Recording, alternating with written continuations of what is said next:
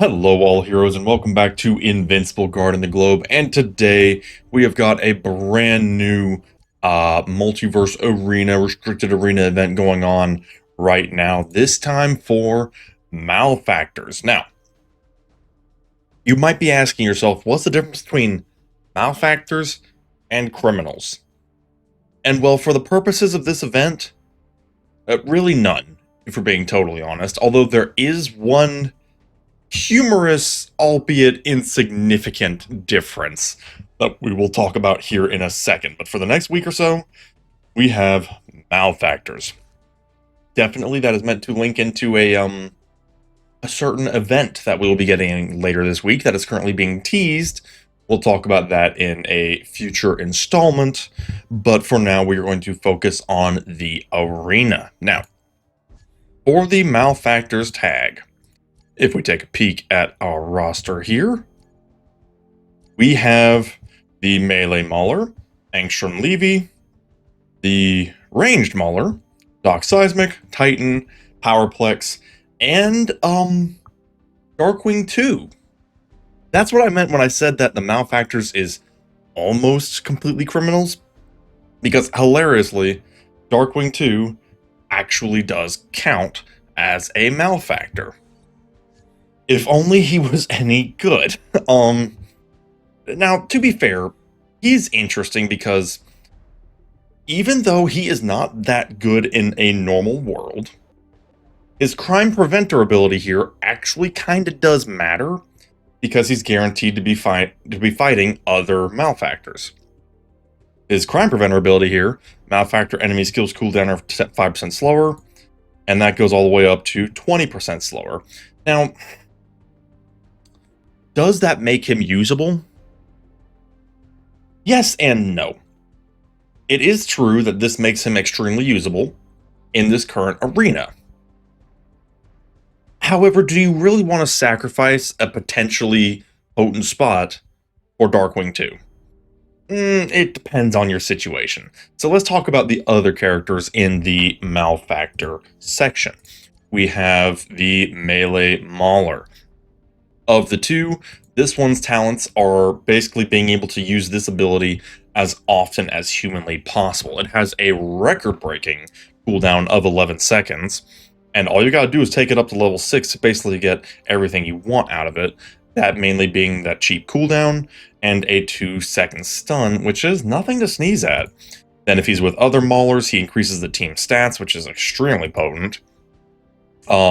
This lets him get a little bit of extra punch to his hits, nothing too crazy. And then this one actually gives him a little bit of damage bouncing, so that if he does get to a low HP threshold, he can actually do a little extra damage and heal himself by a little bit. Now the healing will always be 15%, no matter what. But if you do level it up, it does get some extra percentages on some of the other stats, so that's important to keep in mind. Now, you can't have Melee Mauler without the Ranged Mauler. He is meant to do a lot of damage in the back, hence the freaking massive Gatling gun. He doesn't have quite as quick of a cooldown, but it is still at a pretty healthy 17 seconds at base. And then if we go through it here, at level 5, it gets a physical defense reduction on the enemy for several seconds, which is kinda okay, not to mention it's decent damage and does do a burn effect. Now, just like the Melee Mauler, he has his own version of a team stat boost based on how many Maulers are on the team, excluding himself, in this case being energy attack and energy defense. Now, those two stats have always been funky, because it's not immediately obvious what they're meant to do, but basically, it seems like every character's attacks scale on, of course, their attack stat, but then they do factor in a physical attack and an energy attack stat versus the enemy's defense stat, physical defense, and energy defense. I don't know the math behind it, if I'm being totally honest. Basically, energy attack means more attack, energy defense means more defense, and we'll leave it at that. And then he does kind of have a neat little anti-melee ability here in Get Out, where if somebody does get too close to him, he will actually deliver a nice little smack and send them halfway across the dang map. It's actually not too bad because even though it's not a stun, it's a pretty big push and the enemy can't attack while they're being pushed. So it kind of is a stun in a way, which is kind of nice. Now, if you're using the two Maulers, then you're definitely going to want to complete the trio with Angstrom. Mostly because of his Twinspiration skill here. He acquires the Mauler Twins tag, which means he does work with their passives, thereby boosting stats for the whole team. And then he will increase the charge speed of the Mauler Twins' main abilities by a percentage, depending on how leveled up you have it. And keeping in mind, this guy in particular has a ridiculously fast ability. You get that cranked up even more, and he'll just use it even more often, applying more stuns and reducing their defensive stats. Not a bad thing. Now the other stuff, ironically, is not too crazy. Not to say that it's bad, it's just, it's this Twinspiration ability that is really selling the farm for this guy. That said, his T-Rex ability does good damage, especially if you do combine it with End Them All, because it does have a slight but existent chance of one-shotting the enemy if they are below a certain HP threshold. Better than nothing. And then this ability is basically just buffs for the first few seconds of the fight. Again, nothing too crazy, but better than nothing. The next character we want to talk about is Seismic. Now, Seismic has the great pleasure of being one of the best characters in the game, just because he does really good damage, and he has a ton of stuns. Now, that said, tragically, two of his skills are not going to really see any use, that being his Aftershock ability, because it only affects Viltrumites, and his Grounded ability, because it only affects flying enemies. I don't know about you, but I'm not seeing any of these Malefactors leaving the ground. They are all strictly land-based enemies, so unfortunately, that's not going to see a lot of use. Doesn't really matter, though, because he just does an insane amount of damage on a normal day. His Bow Before Dock Seismic ability here hits like a freaking truck. And then his Shockwave ability, which is one of his big bread and butters, will actually allow him to just straight up bounce away from the enemy and stun them for 3 seconds, meanwhile getting himself into a nice, safe position. You don't really even need these two abilities. It's Shockwave and Bow Before Dock Seismic, and that works just fine. Bonus points for the fact that if you do get this maxed out, it actually has an only 10-second cooldown, which means that you can effectively have a character on the enemy team stunned for 30% of his uptime, if he's constantly getting rushed by melee characters. I mean, that sounds pretty good to me, not gonna lie. So, every team is probably gonna have these 4 characters. The Mauler Twins, Angstrom, and Seismic. After that, things get a little creative, because there are the other 3 options. Darkwing 2, we discussed him already. He has a purpose. It's just not a very good one, and even though he does technically work in this arena, is it really worth building the guy? I mean, if you've got him built already and you saw some potential in him, then congratulations. You're getting a little bit of effort back in the form of this particular arena. Have fun. But let's be real here. You're going to be using either Titan or Powerplex. Now, Titan is the obviously more accessible of the crew. He is a defender with quite a lot of debuffs and taunting. His main ability here targets the enemy with the highest damage and jumps to their position to create an impact that does base damage in an area of effect and taunt all the hit enemies. Very useful if he can hit more than one person at a time. And then after that taunt, he receives a shield based on a percentage of his max HP. And that percentage goes up to 9% of his max HP for 8 seconds if you take it all the way to level 10, with a pretty nice 14-second cooldown. Certainly not bad. That's not going to get any use, but this is a good one. Titan smashes the ground in front of him, dealing 120% base damage and stunning all hit enemies for 1 second. And if you take it all the way to level 10, it is 2.5 seconds. This is a very simple but very effective ability. He just runs up to them, stomps them, and they're stunned. Pretty helpful, not gonna lie. And then really cementing himself as a defender, rock solid over here, increases his physical defense for every chunk of HP he is missing. That can go up to 3.5% physical defense for every 5% of his missing HP. That can add up in a hurry, especially considering this team doesn't really have a proper healer. That will actually serve him quite well.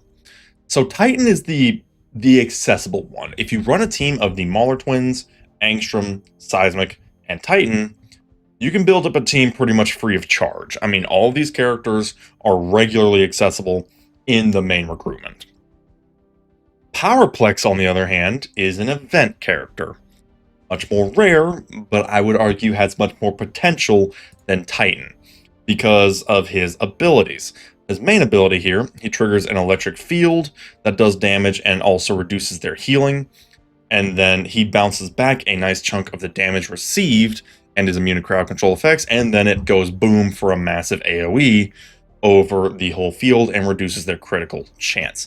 Now, there's not a whole lot on the Malefactor's teams that require crit, but at the very least, it's not a bad idea just to reduce damage.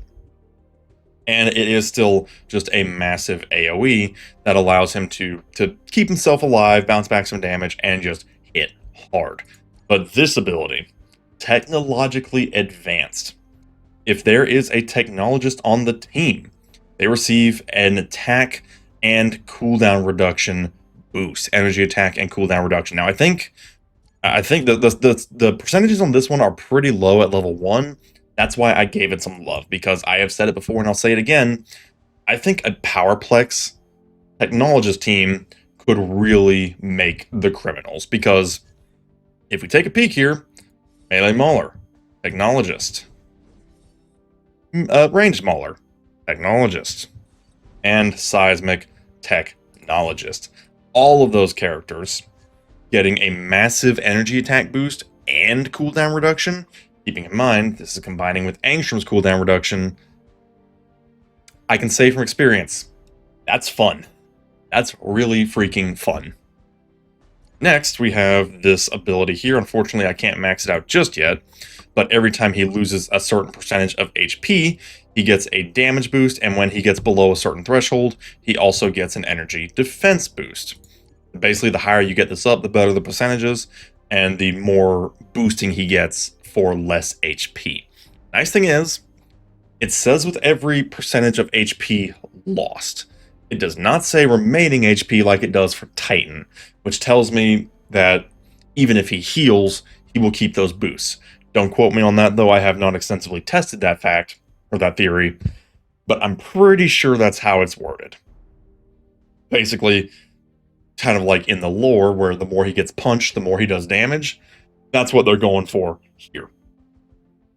And then finally, we have his electrical kickback. When an enemy deals damage, he absorbs 50% of the incoming damage for 3 seconds. That basically means he takes 50% less damage and basically starts a counter.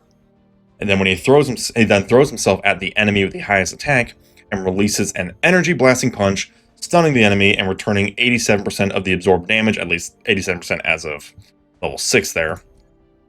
Going all the way to level 10, it's a 3-second stun and 100% of the absorbed damage. So, there's a lot going on in this ability. I'm going to be totally honest. There's a lot going on, and it took me a long time to understand it. But basically, what happens? If someone punches him, he will spend the next 3 seconds absorbing 70% of the damage. First of all, that means that he will only be taking 30% damage to his health. Meanwhile, he's keeping a count of that other 70% for the next 3 seconds. Then after that 3 seconds, he launches himself at somebody to stun them and then release that absorbed damage on them. So like, for example, let's say he got hit once for 100 damage. This absorbed 70% damage. So he only took 30 health points of damage, basically. He saves that 70, which he then unleashes upon the enemy, dealing 70 damage to that enemy. Basically redirecting the damage, so to speak. Instead of him taking it, he passes it on to somebody else. Now, of course, that percentage is much lower if you do get this, if you don't have this powered up. I've said it before, and I'll say it again. I'm putting my money where my mouth is on this guy, because I think Powerplex is a sleeper hit that can really make the criminal team. Thankfully, due to him being a malefactor, I get to put that theory to the test, and so far it's been working pretty okay. Now, there is no denying that my Titan does just simply have better stats. I mean, it's Omnipotent Plus versus a Legendary Plus. I mean, it's no contest. But I personally am still using Powerplex just because, I mean, this ability, man, technologically advanced, just works. It just works. It is delightful. But you will not catch me blaming you one bit if you just go for the budget-friendly team of the Maulers, Angstrom, Seismic, and Titan, because quite frankly, it does make the most sense. And Titan is a totally fine defender. He's not setting records by any stretch of the imagination, but you know what? All that competition he normally has, completely absent in this particular arena, putting Titan on top as the defender option. And hey, if you got a Darkwing 2 built and you want to use his crime preventer ability, go for it. Wouldn't be my first pick, but you know what? It is up to you. Now let's take a peek at our options here. Ooh, little spike there. Did not mean to go to the pass, but here we go. Now, this is working out surprisingly well for me because I am mega overpowered compared to this team. I get the feeling that not a lot of people actually built their criminals. And, well, who could blame them? I mean, to be fair, criminals... I have often said that GDA is the worst faction, but criminals kind of fight for the bottom every now and then, if I'm being honest. It's tough, and unfortunately, as much as Powerplex does revolutionize the team, and he's just too rare. It's unfortunate, because Powerplex can make this team go crazy if you can freaking have a Powerplex, and that is the kicker. Now, if we get a criminal event in the very near future, okay, now we're talking. But we're not there yet. We'll get there when we get there. Give it a little time. So what I like to do here is, of course, I put Angstrom and the Melee Mauler in the back here. Seismic, I'm putting him front and center because of his get people away from me ability, where he will do an AoE that will pretty much insta-stun this Titan and even put Seismic in a better position. So let's take a look at that in practice. We're going to see what we got here. And then, bam! Stunned the Titan and got away from him, and now he is nice and safe. It's so funny, because Seismic is like one of the only ranged characters you actually want in the front line, because getting a 3-second stun right at the beginning of the fight, no questions asked, that bad boy actually kind of adds up in a second. Now, of course, these teams are dramatically underpowered compared to me, so it's not giving an amazing show of my abilities, but overall it does still work well. And then look at the Melee Maulers charging. Look at that. If you look at his charge bar, I mean, it is quick. It is just woo, very, very speedy. And I think, oh, that reminds me, something, a little hot tip here. Give the Melee Mauler the battle hologram, because whenever he uses his ability, it will reduce all of his allies' abilities by 15%. Well, okay, 15% if you have it at level 30, but a percentage of their ability cooldown will be reduced every time he uses his ability. Reminder, he uses his ability often. Very often. You see where I'm going with that? Basically, his speed will fuel everybody else's speed. Speaking of which, let's get into another fight here. Like I said, I have a sneaking feeling that not a lot of people actually had their criminals built. Aside from Powerplex, and that's only due to rarity, I've got everybody here up to Omnipotent Plus, so admittedly, this is serving me very well. But I can definitely understand that not everybody might be in this position. See that Melee Mauler did the most damage there. The sad thing is, Powerplex, I wish I had him stronger because he could do so much more. But alas. Okay, now we got some competition here. This one for 44 million. I technically beat them on raw stats, but that's Seismic. He could be a problem, because that is a level 779 Seismic. That might destroy me. But let's find out. This is a little more of a legitimate fight. They do also have the Powerplex, same team as me, basically, just in a slightly different format. Melee Mauler doing... Oh, Melee Mauler just bum-rushed their poor Powerplex. Oh my goodness. Unfortunately, my Powerplex is also dead, which is just kind of an unfortunate consequence of the fact that I do not have him as powered up as he could be. Now, it does look like we're doing okay here, but that Seismic is putting up a fight. Melee Mauler, though, doing his thing. Yeah. Melee Mauler with his ridiculously fast cooldowns, they're really nice, especially since they come with a stun. Now let's take a peek at the stats there. So as you can see, even with Seismic being, one of the best DPS characters in the game, my Melee Mauler almost beat him in damage. Only losing out by about 14,000 or so, which in this fight was not too bad. And even Angstrom and the Gunner Mauler, again, not too bad. The only person who didn't really seem to participate was Powerplex, and I still think he's worth it over Titan, just for that technologically advanced passive. That's just me personally. Your mileage may vary. But hey, even though that Seismic, he fought.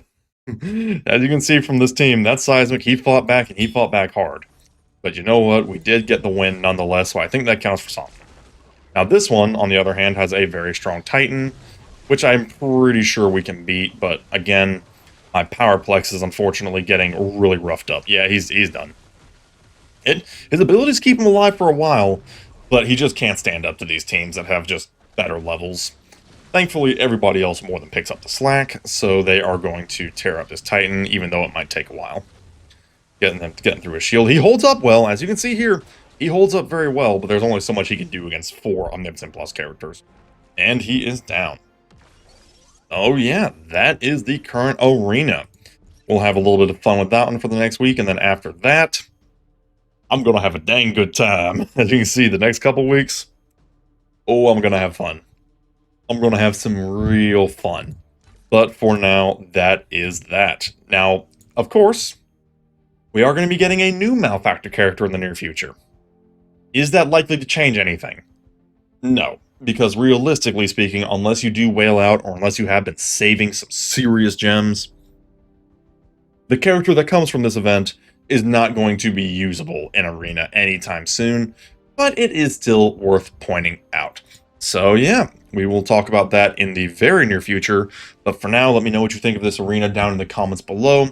Did you have your criminals cooking? Maybe you had a full Mauler team. If you have a full Mauler team, you're probably having a real good time, because that is a very fun team. But yeah, let me know what you think down in the comments below, and we shall see you next time. Have a good one.